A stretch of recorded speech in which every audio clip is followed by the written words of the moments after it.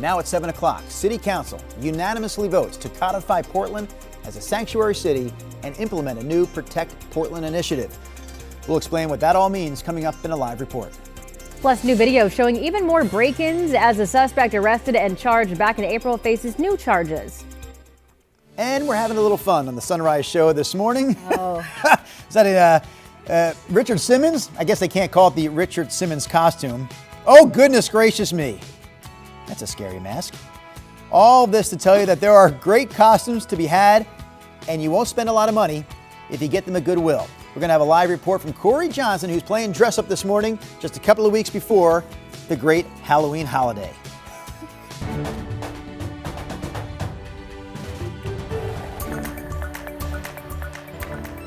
Good morning, and thank you for joining us. I'm China Green. You know, if you had long hair, Oh man, I feel like you would look. That green thing would look just like you. I was going to crack a joke about you. Ah. She's China Green, I'm Drew Carney, that's Rod Hill, he's Chris McGinnis, and your mask looks very scary this morning. All right, Chris and I are the professional, too, of the crew this morning. Good morning to you. Good morning. Look at our live sky cameras. No fog here. The state capitol, there's the grass, which had some fog on it yesterday morning. Frost, pardon me. 39 is the temperature in Salem. It's another chilly start. And we're clear over Portland looking across the courthouse from the Pioneer Park building. 40 degrees is the number actually out at the airport.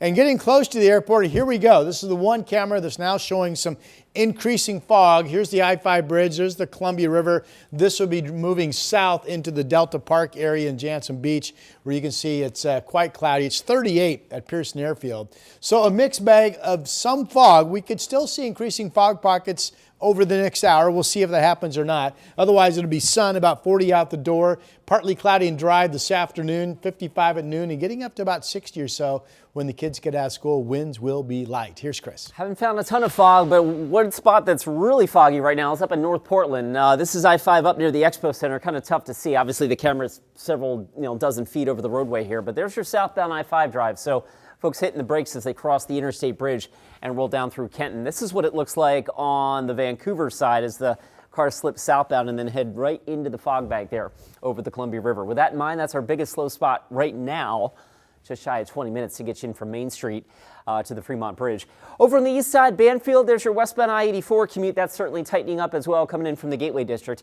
At last check, just shy of 20 there as well to get you in from Troutdale to the I-5 split. China? Thank you, Chris. Portland city leaders are pushing back against the federal government and President Trump's immigration policies. So last night, city councilors passed two proposals. They say these proposals are designed to protect Portland residents from immigration officers. Sunrise reporter Thomas Schultz joins us live outside City Hall with more on what exactly these measures aim to do. Thomas? Yeah, well, guys, the first, which is called the Protect Portland Initiative, denounces President Trump's plans and efforts to deploy federal troops to Portland and puts frameworks in place to respond to federal overreach. The second codifies Portland as a sanctuary city. Under these ideas, the city would try to determine how the federal government is enforcing President Trump's policies and see if they are surveilling Portlanders. The city will also create a rapid response plan for immigration raids and create an information hub with resources for residents concerned about the impact of federal immigration enforcement. Citizens can also report federal officer violations to the city. Now is the time for us to model being brave rather than staying silent and hoping things will be okay. As leaders, I believe it is incumbent upon us to use every single tool we have to stand up for our community. The vote comes as President Trump has pushed to send National Guard troops to Portland for weeks to protect federal buildings like the ICE facility in South Portland. Trump officials have said that building specifically is under threat. The plan to send in troops has been tied up in court. We're still waiting on a ruling determining if the National Guard can be sent in or not by the Ninth Circuit Court of Appeals. Though at the City Council meeting last night, around 70 people who are residents of Portland also got up and spoke to the council, many of them in favor of these two measures approved by city councilors last night. Drew, China. Thomas, thank you. Meantime, a federal judge has extended her order that temporarily blocks President Trump from deploying the National Guard to Portland. Judge Karen Emmerget's restraining order was set to expire this weekend, but will now remain in place for another 2 weeks. This comes as we await a ruling from the Ninth Circuit Court, which heard an appeal by the federal government around Emmerget's decision last week. A Portland man who was already facing burglary charges for a string of crimes back in March faces new accusations about more break-ins across the metro area. Police released new surveillance video that shows some of the burglaries he's accused of. On October 7th, a Multnomah County grand jury indicted Jeremiah Allen Morgan on 22 new charges, including 14 counts of first-degree burglary, along with charges of criminal mischief and theft. They say Morgan is tied to a string of commercial break-ins starting in July of last year, targeting restaurants, bars, and other businesses around Portland. Back in April of this year, Morgan was indicted on similar charges, including charges tied to this break-in at the Daily Planet. In this video, you can see a suspect throwing a safe over the counter. Morgan was arraigned earlier this week. He pleaded not guilty. His bail is set at $200,000. Investigators are asking anyone with information on these or other related cases to contact Portland Police. Longview police are asking for help finding a suspect in a deadly hit and run. Police say 33-year-old Shelby Toland of Longview hit a man around 1:45 early Saturday morning, October 4th, before taking off. The victim, Howard Ebby, was found severely injured near 11th Avenue and Washington Way. He was taken to the hospital where he later died from his injuries. Investigators say that they found the suspect's car, but Toland is still on the run. Longview police are asking anyone with information on Toland's whereabouts to call Detective Matt Hartley at 360-442-5865. A Southeast Portland standoff that lasted more than 3 hours left an armed suspect with life-threatening injuries. Police say the man refused to come out of a garage in the Brentwood-Darlington neighborhood. That's near Southeast 72nd and Sherritt. Officers were helping U.S. Marshals serve a warrant on the suspect. They deployed gas to try to get him out of the garage, and they say at some point the man started shooting. When officers finally got inside that garage, they found the man had shot himself and he was taken to the hospital. Police say the officers involved did not fire any shots. We also have this reminder this morning that if you or someone you know is struggling, help is available 24/7 by calling that number on your screen, 988. That's the number to the Suicide and Crisis Lifeline. A Washington County grand jury has indicted a former Beaverton School and Sports Club leader on theft charges. We're talking about the Tualatin Hills Dive Club. Police say over the course of several years, Carrie Andrews right there had about $9,500 worth of unauthorized transactions deposited into her personal bank accounts. Authorities say members of the club reached out after they noticed financial irregularities in their records. Andrew is also accused of stealing roughly $3,400 from a Beaverton parent-teacher organization. All right, talking baseball now. The Mariners play Game 4 of the American League Championship Series tonight in Seattle, looking to put Game 3 behind them. Things started well last night against Toronto with that first-inning homer from Julio Rodriguez, but things did not end well. The Blue Jays scored 5 times in the third inning alone. They had 18 hits, and they wound up winning 13-4. But it's only one game. You have to win 4 to advance to the World Series, and Mariners fans say they are still optimistic. I think we'll be all right. I mean, look how we played in Toronto the last 2 games, and you know, this is them coming off a day of rest, coming over to Seattle too, though. You know, I'm pretty excited for what we have as, you know, a Mariners team. I mean, just for it being the ALCS is pretty cool, and just for the chance to play for the World Series is awesome. So I'm pretty, you know, I'm still pretty optimistic. We're still up 2-1, so that's good. That's right, sir. Seattle does lead the best-of-7 series, 2-1. Game 4 tonight and Game 5 tomorrow, both at T-Mobile Park, so the Mariners still have a chance to clinch a berth in the World Series at home. Can I tell you, too, baseball is a weird game. Yes. Want to hear why? Why? The young man who started last night's game for the Mariners, George Kirby, was the starter last week in that deciding game against the Tigers, and he threw like a magnificent game. I mean, he was wonderful last Friday. They got to the next round. You're thinking, okay, he's back on the mound last night. They'll be A-okay, and the game just blows up on him. See, I guess what I'm saying is you never know what's going to happen in the game of baseball, Rod. Correct. I thought the fan we interviewed was a little mellow. Well, it wasn't really a fun game to sit through. Well, that's fair, I guess, right? Okay, all right. Here's our Timberline Lodge camera. We have, this is really pretty, right? Clear skies up over the Cascades. Sun comes up at 7:29 this morning, so we're about 20 minutes away. And that's still what's left of what fell as 12 inches last Sunday into Monday morning up on the mountain. We are watching for potential fog pockets. So far, we just haven't seen much. So outside of just a couple of areas, fog doesn't seem to be an issue at this hour. There's McMinnville's had fog kind of develop and then kind of go away and then return. But overall, the 10s represent basically perfect visibility. Here is the one fog pocket that Chris has also been highlighting on his traffic map. So here's the Springs of the Waterfront Vancouver camera. So you're coming in from Clark County, it's clear. This is kind of cool because you hit the I-5 bridge and then there's a wall of fog, literally, that goes all the way down and kisses the Columbia River. So it's quite foggy going into that Jansen Beach area, and I would assume into the Delta Park area as well. That's the only fog pocket I can see on the cameras I look at. 35 in Hillsborough and Battleground, two of the chillier numbers. 42 Portland downtown and West Lynn. 39 in Salem. It's 46 out in Silverton. Winds are reported as light every single reporting site this morning. It's another dry day.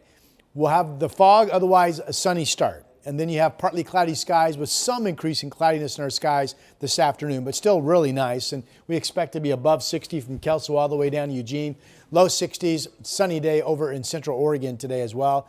So outside of a trace of moisture with some thicker clouds passing tonight, we're basically dry until rain returns Saturday overnight. That's rain into Sunday morning that breaks into showers, and we may or may not see some lingering showers at this point into Monday morning. All right, here's Chris McGinnis. Rod, I think ODOT is watching your weather forecast.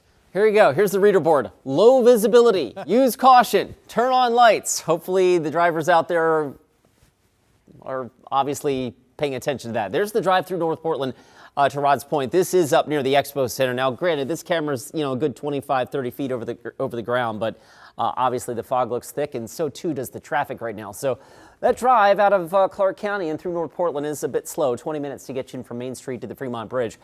Over on the west side, we had an earlier report of a fender bender on 217 near 99W. I don't see it on camera here, but traffic is a little slow southbound there as well. And last but not least, your trip in from Hillsborough right now holding right around 17 or 18 minutes to get you in from Brookwood Parkway to the Vista Ridge Tunnel.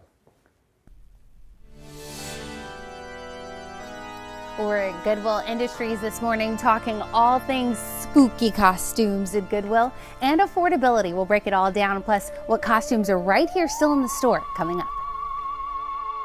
The KGW Plus TV app, streaming 24/7.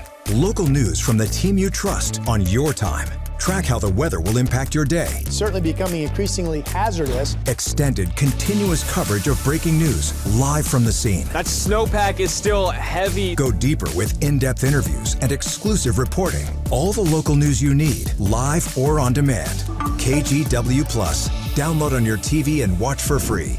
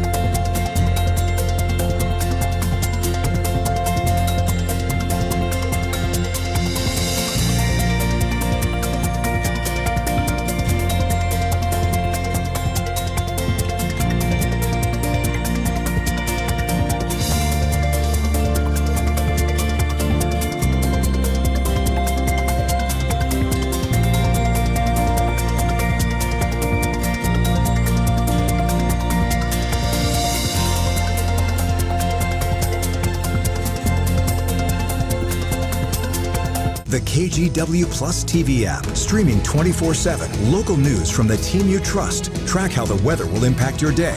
Breaking news live from the scene. All the local news you need. KGW Plus. Download on your TV and watch for free. On Weather Impact Alert Days, stay informed, prepared, and connected with KGW and KGW Plus. Coverage that alerts you to what's coming and how it will impact you.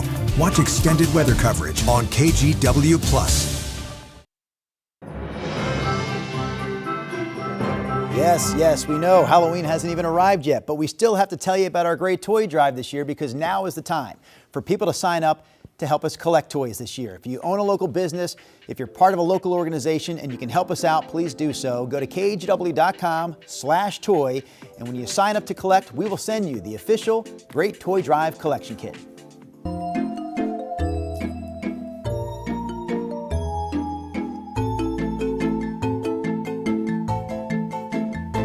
Halloween is 15 days away, and this morning we're bringing back an annual segment here on the Sunrise Show. Yeah, so for years we've been going to Goodwill to do some Halloween costume shopping on a budget. This year the assignment belongs to Corey Johnson, and there she is. Oh boy, Yes. Is that the Cruella de Vil? Vil. Oh, Cruella de Corey. Yes. What do you got for us? Cruella de Corey, roaming the aisles of Goodwill, my darlings, looking for my puppies. But even though, oh, here's my Dalmatian right here. Hello, Haley with Goodwill. Good morning. Good morning. Thank you for joining us. And so we're talking all things affordable, beautiful costumes. Yes. I mean, this costume I have on from head to toe, or from head to half, is all from here. Yes. In fact, this is what's so fun about Goodwill for Halloween season. I found the jacket. I saw the jacket, and I thought, oh my gosh, Cruella de Vil. Yes. So then I found the wig separately, and then I found the gloves separately, and the jewels, of course. The point is, you can find one item that inspires you, and then you can find everything else to complete the costume. Exactly. Or you can just be lazy and do a cute onesie. Yes, Yeah. and there are still full costumes left. I mean, this full costume with the wig, the outfit, all the things, that's only $7.99. That's crazy. Yeah. And so you have a lot of people that are coming here to support and take advantage of these affordable costumes, Sure. but it also goes towards your mission. It does, yeah. So when you shop at Goodwill, any time of the year, but especially at Halloween, you're helping us help other people in the community. So we offer free computer classes, free English training, or English classes. And if you need help finding a job, help with your resume so that you're job ready. We provide all those services for free. So That's amazing. shop at Goodwill, and you're Yes. helping us do that. And it also helps with sustainability too when you get your beautiful costume from here. Well, sure. I mean, you think about it, you wear these costumes usually once. You know, once you've done it, you don't need to do it again. So you bring it to Goodwill, and then you're actually just being environmentally friendly. I think that's amazing. And I mean, there's still so much left. Halloween is only a couple days away, but I mean, if you don't have a costume, if you're wondering what to get your kids for Halloween, there are so many options here. You have different wigs. Look at this. Yeah, oh, sure. Ooh, Yeah, sure. curly and fun. Yeah, there's so much. So much still, but it is going fast. I mean, I would say if you don't have your Halloween costume yet, definitely get to a Goodwill soon because it's going to be gone in probably about a week. Yeah, no, I would definitely say so. This is definitely a great place to come. And I mean, look at this costume you right look here. fabulous. The gloves, my darling. Yes, brilliant. Yes, Yeah, in this full outfit right here. I mean, this would be great for maybe a mom who just wants to just keep it simple. I actually think this is kind of a fun lounge idea, and then you just can go kind of just, mom's not here. Yes, right. Yeah. Also keeps you warm on the cold Halloween night. For sure, for sure. Have you seen a lot of people come in and give costumes? Well, yeah, lots of donations, of course, come in throughout the year. Yes. But people line up at the doors before opening because the first people in the store, they get the first pick of the litter, so to speak. No pun intended. But no, because we put things out early in the morning, and so things that were here yesterday, Yes. or things that are here this morning weren't here yesterday. Exactly. We'll definitely make sure to come and get your costumes. I think Drew would be great in that. Drew would look great in this. What do you think, Drew? He doesn't have the legs. Wow. I don't think she asked for your opinion, Rob. I was going to say, Corey, sure. Corey, you're doing a great job out there, by the way. You're putting on basically I'll say a two-person show alongside Haley. Well done. We'll have more from Corey coming up a little bit later here on Sunrise. But now we turn it over to my friend, I think. No, I love you, man. That was just low-hanging fruit. You know what I mean? How would you look in that outfit? I don't have the legs for it either, so there you go. We'll be dressed up as something else this Halloween, and we're not ready to talk about the Halloween forecast just yet. 2 weeks from Tomorrow. Tomorrow, right? Yeah, no. We're not ready. All right, what are we looking at? We're looking at our Lincoln City camera, Schnookwan's Casino Resort. A little fogginess along the head there. Temperature outside is 42 degrees. We think it's another day that gets up to about 60 at the beach. Winds will be light. And it's the first time I noticed this, a little holiday fun starting to show up at the Oregon Garden Resort. This is their camera looking out over the Oregon Garden, which is back in these trees, but some holiday lights. And of course, they have their big Christmas village that they get going during the holiday season. I'm sure we'll be out there covering that. That's Silverton this morning where it's mainly clear. And here's the one camera showing fog. This has been super cool to look at because the fog is absolutely kissing the Columbia River waters. And as you come in from Vancouver, you hit the bridge and then you run in to all of this where visibility looks like it's basically zero, right? I mean, that's very foggy from the springs at the waterfront. Now, most of us are looking up and just seeing blue sky. Here's Mount Hood and the pre-sunrise colors from the Chehalem tasting room out in Sherwood, 37. It's another chilly start. Outside of just a few fog pockets showing up, there are no weather-related issues this morning. You need a jacket. There's no wind, but I mean, it's chilly. There's Kelso now down to 36. And again, our capital city, 39. It's 20s out in Baker City and 20 in Burns. All right, mainly a sunny start. Some ribbons of fog in the valley. Increasing clouds this afternoon, not clouding over, but becoming partly cloudy. And here's that chance of thicker clouds producing a sprinkle or a trace of rain overnight tonight. Then we start off with clouds tomorrow morning, but then we see Friday afternoon sun. Friday night looks nice. Saturday morning, this shows some increasing cloudiness up around Astoria and north of Portland. And then we cloud over during the day on Saturday. But for the most part, the rain holds off until Saturday overnight. These are the rain projections for Saturday overnight into early Monday morning, showing maybe there's up to an inch in spots along the coast, or 3/4 of an inch, and maybe we get up to about a 1/2 inch of rain in Portland. By the way, snow levels this Sunday look identical to last Sunday, which was 5,000 feet. And then Sunday overnight, we went down to about 4,500 or 4,000 feet. I do think Meadows and Timberline both have a good chance to pick up at least another 6 inches of snow out of this. All right, again, that's Sunday I'm talking about. Nice day today, partly cloudy this afternoon, a foggy/sunny start, light winds, temperatures in the low to mid 60s. Same thing up in southwest Washington. Portland, I've got at 62. We talked about the dry weather through Saturday, the rain on Sunday, a lingering shower threat maybe Monday morning. But I had showers on Monday and Tuesday. That looks like that's really drying up once we get into the start of next week. Here's Chris. Rod, I'm really glad you take a shower on Sunday and Monday and Tuesday. I do. All right, here's the drive through North Portland. Low visibility, says the ODOT sign. As Rod's been mentioning the fog, this is what it looks like up near the Expo Center. So it's probably adding to some of the brake tapping up there, as well it should be, right? Your drive in from Clark County at last check from Main Street to the Fremont Bridge is holding right around 20 minutes at last check. Let's take you down to the other side of town, Wilsonville. Good morning to you folks. Northbound I-5 from the Boone Bridge up to Wilsonville Road starting to tighten up a little bit. At last check, that trip in from Wilsonville has jumped up to about 23 minutes at last check. 22 minutes gets you in from Hillsborough on the inbound Sunset. We'll be right back. The KGW Plus TV app, streaming 24/7. Local news from the team you trust on your time. Track how the weather will impact your day. It's certainly becoming increasingly hazardous. Extended, continuous coverage of breaking news live from the scene. That snowpack is still heavy. Go deeper with in-depth interviews and exclusive reporting. All the local news you need, live or on demand. KGW Plus. Download on your TV and watch for free.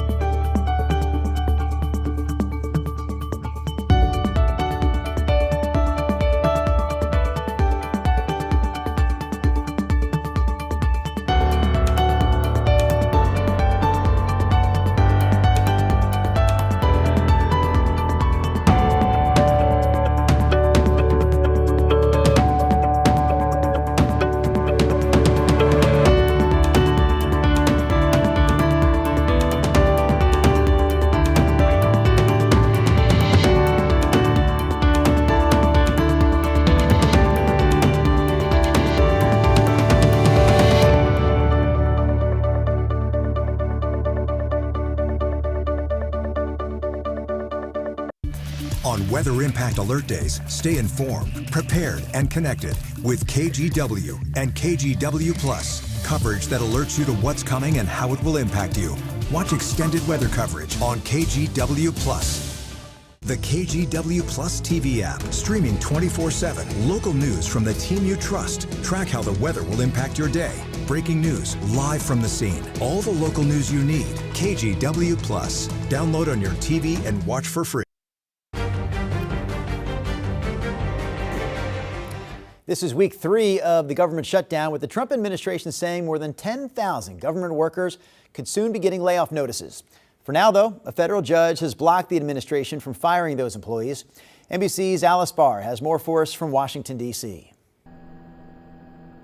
As the government shutdown drags on, the stakes are ramping up. We're getting rid of a lot of things that we never wanted. And prompting a new legal battle. A federal judge temporarily blocking the Trump administration from laying off federal workers during the shutdown, even as White House Budget Director Russell Vought promised to pick up the pace from the 4,000 already cut this shutdown. It could grow higher. I think we'll probably end up being north of 10,000. Vought is a longtime advocate for shrinking the federal government, and Democrats argue the new threats are a continuation of his plan all along. These employees have been traumatized, in Russ Vought's word, by this administration since Inauguration Day. These are illegal firings. 2 unions sued to prevent the firings that a federal judge in California has now agreed are illegal, writing in part that the Trump administration has, quote, taken advantage of the lapse in government spending and government functioning to assume that all bets are off and the laws don't apply to them anymore.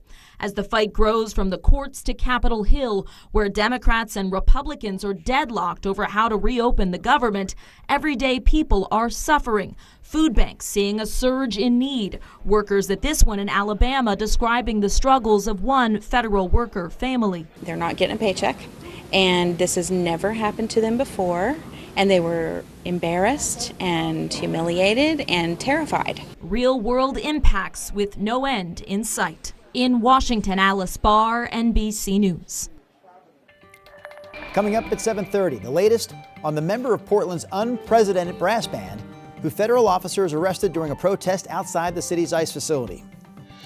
Also in our next half hour, a new warning about the big one, with questions being asked about whether or not Oregon is really ready to handle the impact of a huge earthquake. That story at 7:45.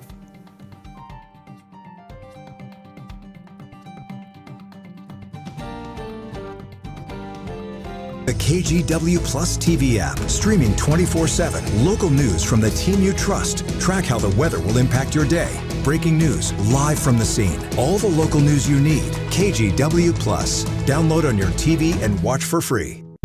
On Weather Impact Alert Days, stay informed, prepared, and connected with KGW and KGW Plus. Coverage that alerts you to what's coming and how it will impact you. Watch extended weather coverage on KGW Plus.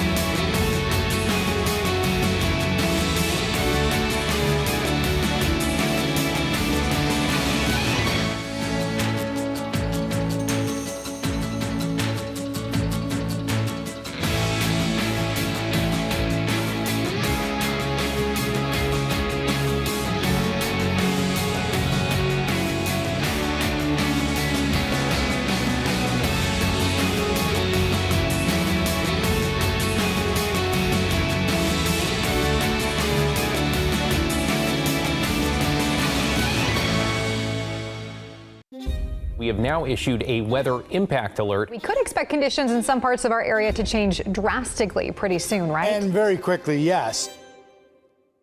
This is significant rainfall coming our way. You'll definitely want to be extra cautious. Certainly becoming increasingly hazardous. We've got the potential for some tree limbs or even trees or power lines to come down. Of course, when you hear thunder, it's always best to take cover. On Weather Impact Alert Days, stream extended coverage on KGW Plus.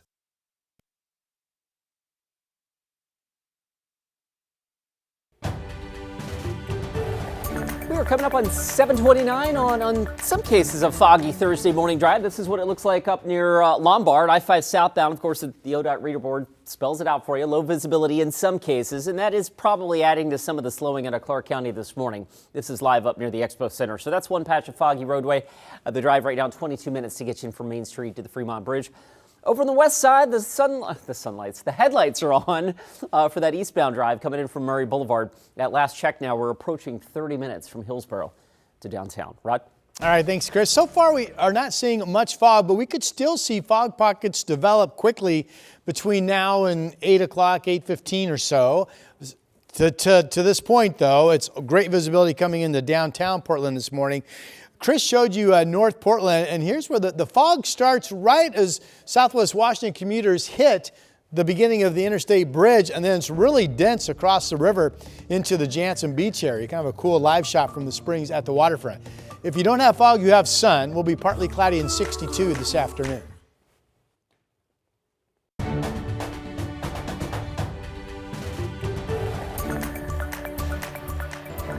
Good morning.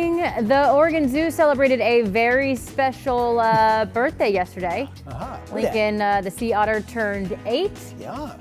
Lincoln back in the zoo got Lincoln back in 2017 after he was found stranded at just 2 weeks old. But isn't he just cute? Anyone want to take a guess as to why they named that otter Lincoln? Any guesses? On a beach. He was found right by Lincoln High School. He was wearing a tall black hat when they found him. Okay. They're all Rob good was thinking presidential. No. China was thinking the high school next door. Sure. No. Chris, you're actually right. They found him down at a beach in Lincoln County. And therefore, or maybe it was right in Lincoln City. Yeah. Regardless, Lincoln County or Lincoln City was named after the coastal community. And he's cute. He's very cute. Cute. Also, something super cute. It is adorable that the three of you are just, you called each other this morning and you're like, let's wear our gray suits today. Hey, great day here at the Sunrise Show. So cute. Meanwhile, no one can really see you because your shirt is so white and blinding. Yeah, there she is. You're welcome. Choose. Oh, my turn. Is it my turn? Go.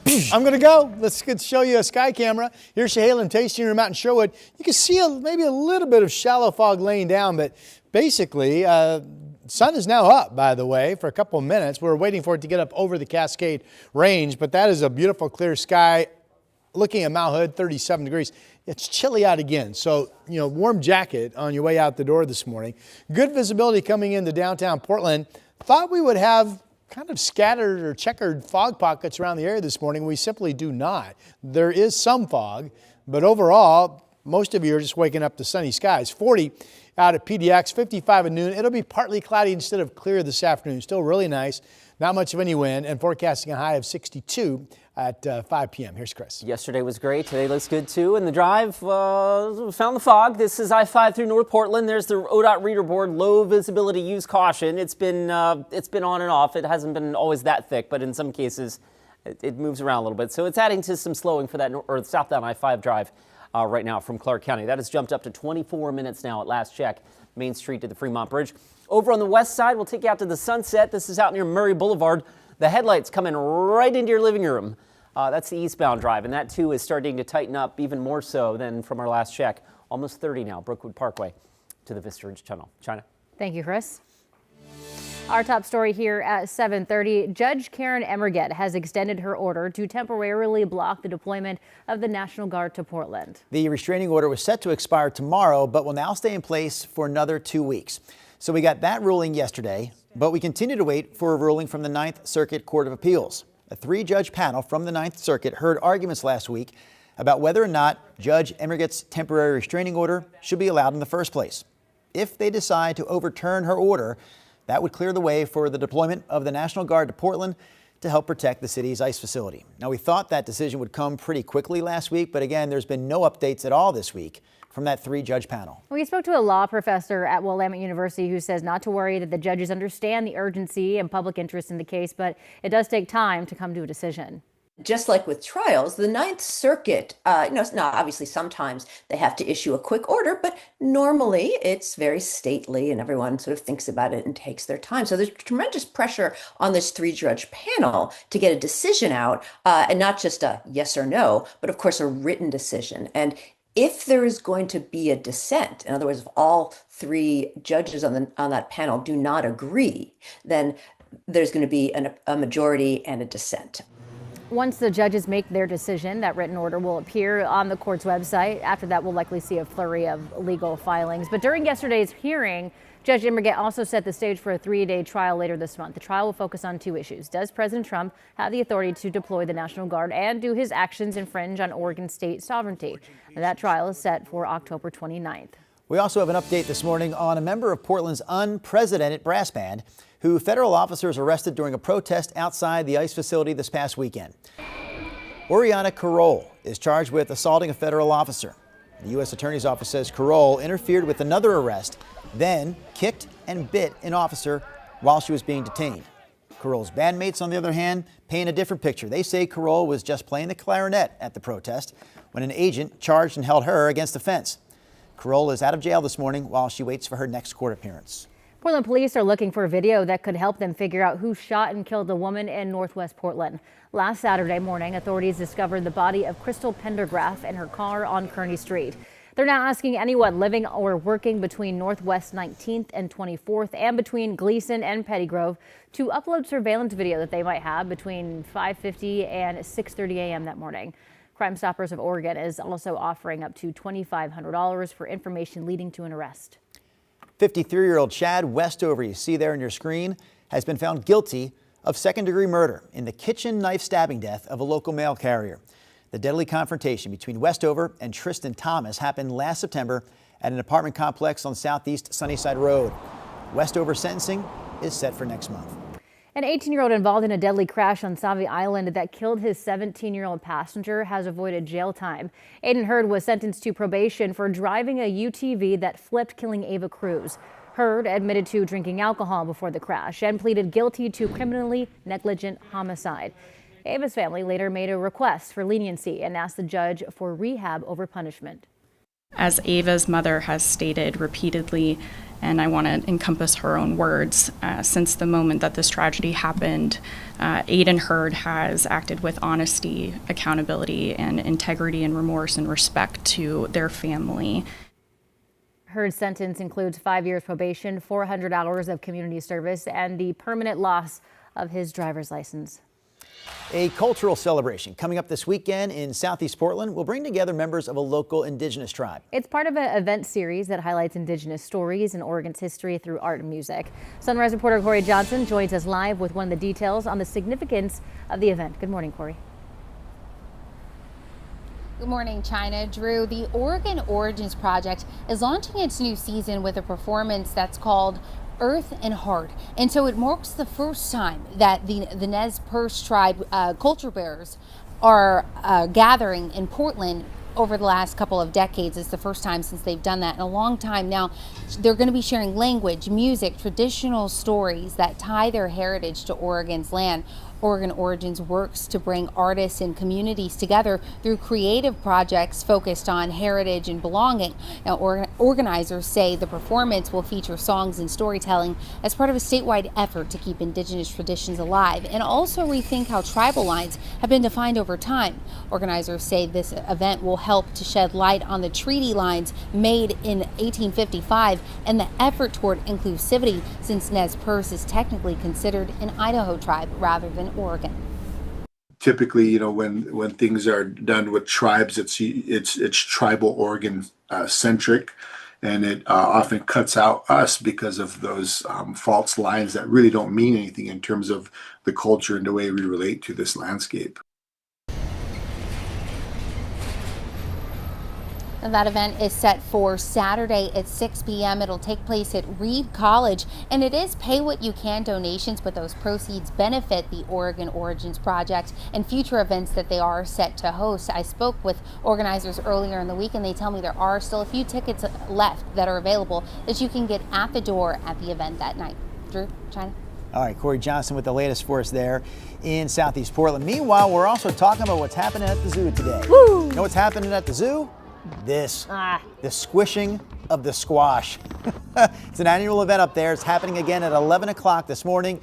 That's when you can watch the zoo's elephant herd demolish some of the area's largest pumpkins. Just a heads up, the zoo's smallest elephant, Tula 2, is not quite old enough, they say, to participate in this event, since some of the pumpkins will likely weigh more than Tula does.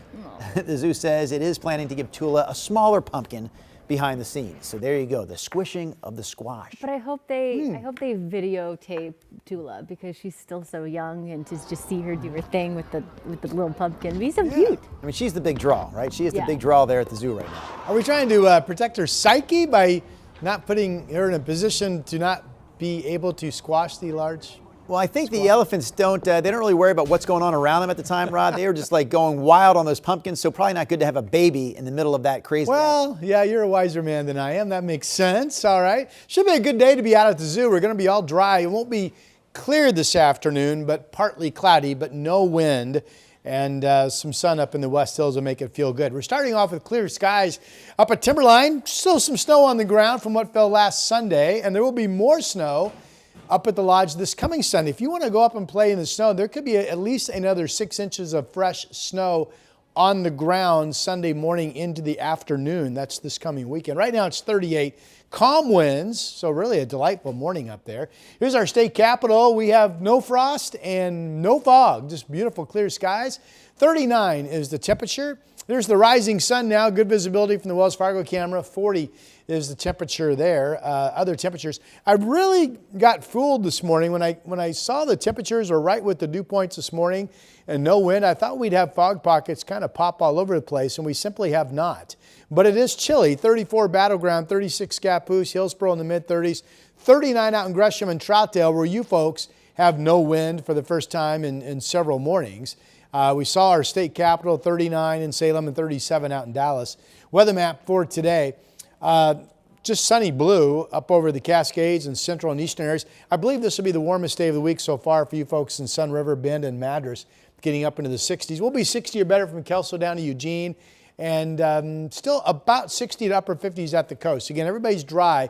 Instead of being clear this afternoon, again, enough cloudiness increasing to call it partly cloudy, but 62. Again, maybe a trace of moisture tonight, but basically we stay dry until rains come in Saturday overnight. So dinner plans Saturday evening look to be okay. And then Sunday you wake up, it should be raining. That breaks into showers. The rain chance ends, I think, by afternoon on Monday. And here's Chris McGinnis. All right, Rod, thanks for that. Let's get you up to speed with your drive times. The Sunset, one of our slower commutes right now, coming in from Hillsboro. We're up to about 31 minutes. Here's a live look out near Murray Boulevard. The little bit of cloud cover giving drivers' eyeballs a break on the eye strain from the sun glare that we've had the last couple of mornings. But it's still slow on that side of town. Let's switch gears. We'll take you down to Gladstone. The drive between Clackamas, Oregon City, and West Lynn slowing on I-205. Rolling down towards the Abernathy Bridge. Again, normal for this hour of a Thursday morning commute. And last but not least, up in North Portland, the visibility here has been on and off. At some points, it's been really foggy. At other times, the fog lifts. And so that's why the ODOT reader board there, this says low visibility. At this moment, it's not so bad. But again, in some cases, a bit foggy. In the trip from Clark County, 25 minutes on I-5, Main Street to the Fremont Bridge, guys. Thank you. In Clackamas County, the Oregon City School District has started a new program to help kids get trade jobs. The goal is to improve student outcomes and help skilled trade opportunities across the country and across the county as well. Sunrise reporter Thomas Schultz joins us live with more on this. Thomas, how's it going? Hey, good morning, China. And yeah, look, you got to think about these kids. These are going to be welders, mechanics, plumbers of the future in Clackamas County and all across Oregon. And get this, these are kids ages in grades 6 through 12. Some of them already have hundreds of hours of experience in these different fields. What this is basically different courses that leads to an apprenticeship program out in Oregon City. Kids here can also become certified in OSHA. What that basically means is they're trained to understand the safety hazards of careers like welding, basically training that they would undergo in the career path. Some students like Elijah McFarland have hundreds of hours of welding experience already under his belt. That experience is just a great jumping off point to getting a job right out of high school. I've always been a hands-on person. I have ADHD. Paperwork isn't really my specialty, so I went, oh, this school's great for the welding stuff. All classes are hands-on, so I decided, hey, I'll try it. 6th grade, been hooked ever since, really. And look, I talked to McFarland yesterday, and he says this is just exactly what he's looking for. He plans to get an associate's degree in mechanical engineering before he even finishes high school, guys. He's a junior right now. It's the game plan many kids at the Clackamas Academy of Industrial Sciences are also following. In Oregon City, the school district saying, look, this is working. We want to expand it, not just to welding and plumbing, but to more skills and trades in the future, not just for the benefit of kids there in Oregon City, but for the county and really the state of Oregon as a whole. Drew, China. Our Thomas Schultz reporting live for us this morning. Thank you, Thomas. All right, we have heard about the big one for years, but new research from Oregon State suggests 2 fault lines along the West Coast may be linked. Coming up in 2 minutes, we take a look at what that could mean for Oregon and how Portland is preparing now. On Weather Impact Alert Days, stay informed, prepared, and connected with KGW and KGW Plus. Coverage that alerts you to what's coming and how it will impact you. Watch extended weather coverage on KGW Plus. The KGW Plus TV app, streaming 24/7. Local news from the team you trust. Track how the weather will impact your day. Breaking news, live from the scene. All the local news you need. KGW Plus. Download on your TV and watch for free.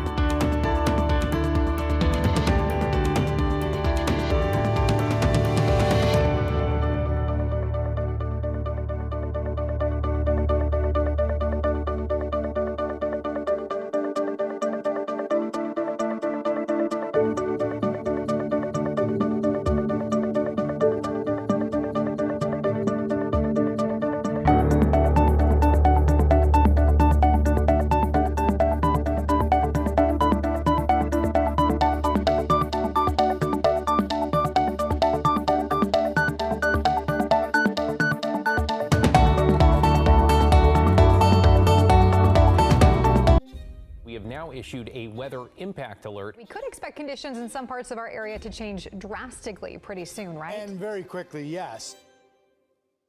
This is significant rainfall coming our way. You'll definitely want to be extra cautious. It's certainly becoming increasingly hazardous. We've got the potential for some tree limbs or even trees or power lines to come down. Of course, when you hear thunder, it's always best to take cover.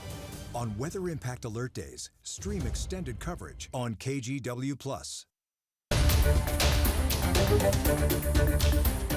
Today is International Shakeout, a day when millions of people around the world hold earthquake drills. And in Oregon, it coincides with local researchers making a huge discovery. We've all been warned about the big one, and as it turns out, it may have even bigger consequences than we first thought. KGW's Libby Dowsett explains.